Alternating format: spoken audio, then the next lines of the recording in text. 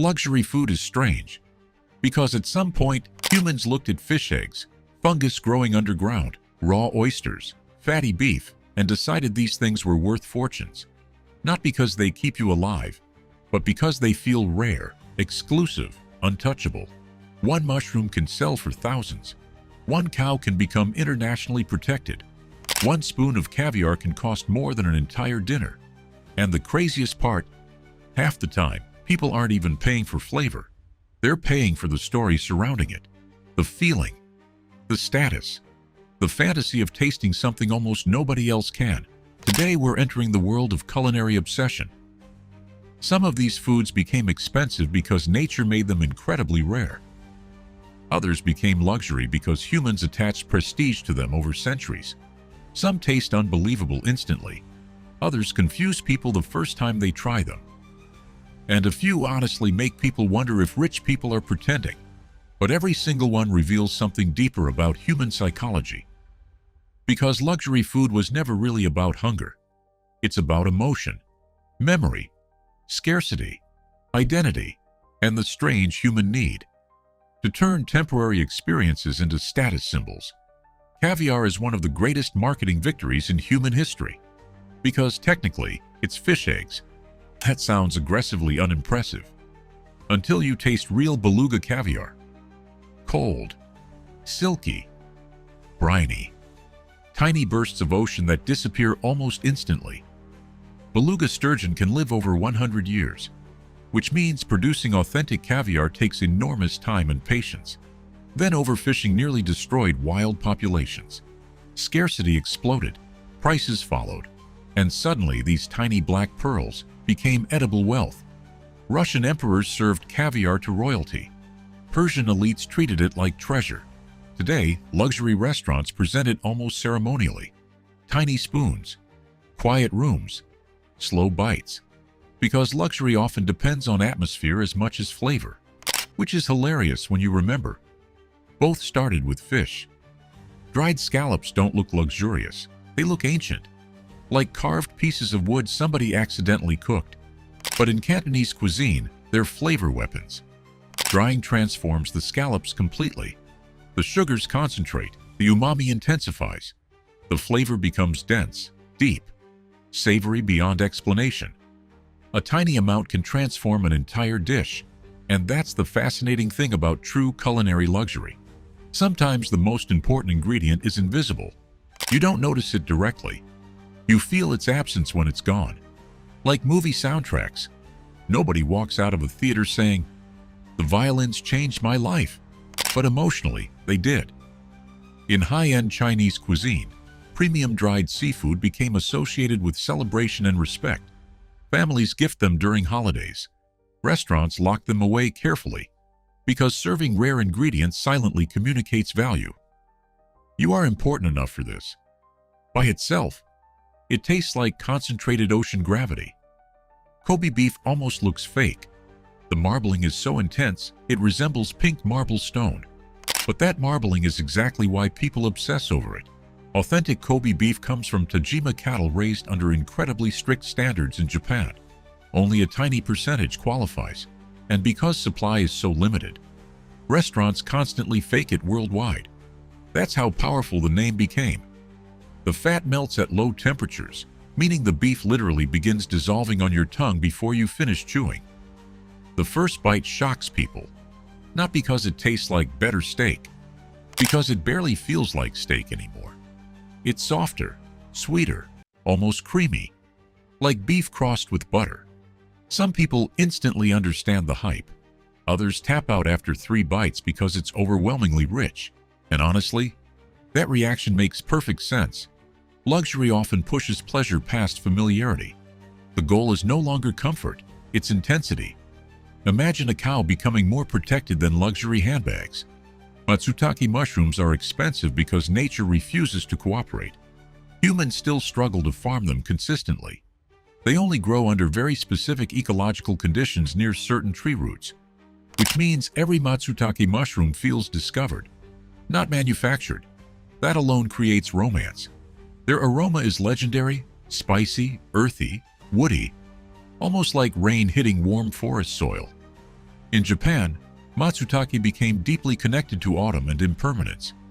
Not permanent luxury, temporary luxury. And that emotional difference matters, because some cultures treat rarity differently. Western luxury often celebrates ownership. Japanese luxury often celebrates fleeting beauty. Cherry blossoms bloom briefly, then disappear. Matsutake season arrives briefly, then disappears. That temporary existence makes the experience feel more emotional, more alive. Oysters are one of the few luxury foods still alive seconds before people eat them, which already makes the experience feel slightly insane. Ceylon oysters are famous for intense mineral flavor. Cold, metallic, salty, like swallowing the Atlantic Ocean directly. Some people taste sophistication immediately. Others stare into the distance wondering why they voluntarily drank seawater. And both reactions are understandable, because oysters are less about comfort and more about sensation. The shell, the smell, the ice, the ocean air, the ritual, everything feels cinematic. But here's the irony. Oysters used to be poor people food. In cities like New York during the 1800s, oysters were everywhere. Cheap, common, working-class food. Then over-harvesting destroyed populations. Scarcity increased. Prestige exploded. And suddenly, the same food became luxury. Human beings do this constantly. The harder something becomes to obtain, the more sophisticated we pretend it always was. Black truffles might be the most dramatic ingredient on Earth. Because people don't talk about truffles normally. They describe them like mystical experiences, earthy, musky, dark, warm, almost animal-like. The aroma is so powerful that a few thin shavings can dominate an entire room. But here's where things become weird. Scientists discovered truffles contain aroma compounds, similar to pheromones found in mammals, meaning humans may react to them subconsciously on a biological level. Suddenly this stops feeling like food and starts feeling primal, which explains why people become emotionally obsessed with truffles so quickly. Entire restaurants build seasonal menus around them. People fly internationally during truffle season. Huge truffles sell at auctions for absurd prices, all for underground fungus. And maybe that's exactly why truffles became such a luxury symbol. Because nobody needs them. Luxury begins where necessity ends. Lobster might have the greatest reputation comeback in culinary history, because centuries ago, people considered it garbage food. In colonial America, lobster washed ashore in massive quantities. Servants complained about eating it repeatedly. Prisoners were fed lobster constantly because it was cheap. Imagine telling those prisoners that one day lobster would become luxury dining. But railroads changed everything. Suddenly, inland cities viewed lobster as exotic. Restaurants elevated it. Scarcity increased. Prestige followed. And over time, lobster transformed from survival food into celebration food, which proves something important. Luxury is often storytelling, not transformation. The lobster barely changed. Human perception did. Foie gras is one of the most emotionally complicated luxury foods in the world. Rich, silky, almost impossibly smooth. Some chefs describe it as edible velvet. Others refuse to serve it completely. Because foie gras exists where pleasure and ethics collide. And that tension changed how people experience it. For some diners, foie gras represents peak French culinary artistry. For others, it represents excess pushed too far. That emotional conflict makes the experience heavier, more psychological, because food is never just flavor. Food carries morality, tradition, politics, identity, memory. Sometimes luxury feels incredible. Sometimes it feels uncomfortable. Sometimes both simultaneously. Jamón ibérico is what happens when patience becomes flavor. The finest versions come from Iberian pigs raised freely in Spanish oak forests. During feeding season, many consume huge amounts of acorns.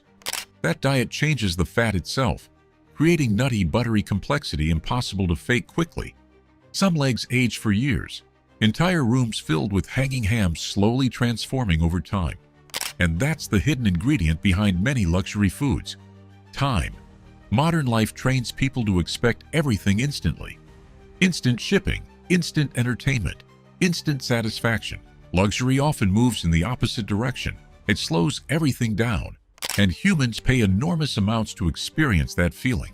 Burrata became luxury because it creates immediate emotional payoff. The moment you cut into it, the creamy center spills outward like a reveal scene in a movie.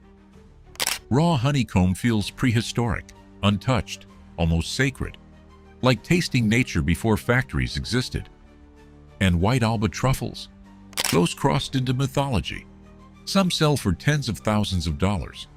For fungus, that grows underground and disappears within days, which sounds ridiculous, until you realize humans have always chased rare experiences, rare art, rare wine, rare moments. Luxury food simply makes rarity edible. The deeper you study luxury food, the stranger it becomes. Because eventually you realize people are not paying purely for flavor. They're paying for emotion, for atmosphere, for memory, for the feeling of experiencing something temporary before it disappears forever. A truffle is never just a truffle. Caviar is never just fish eggs.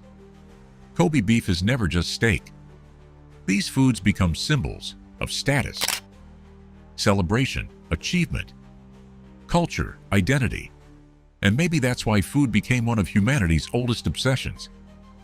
Because unlike watches, cars, or mansions, food only exists briefly. You cannot truly keep it. You can only experience it, then remember it afterward. And maybe that's why the most luxurious meals feel emotional when they end. Not because they lasted, but because they didn't. In the end, luxury food might just be humanity's way of making temporary moments feel immortal.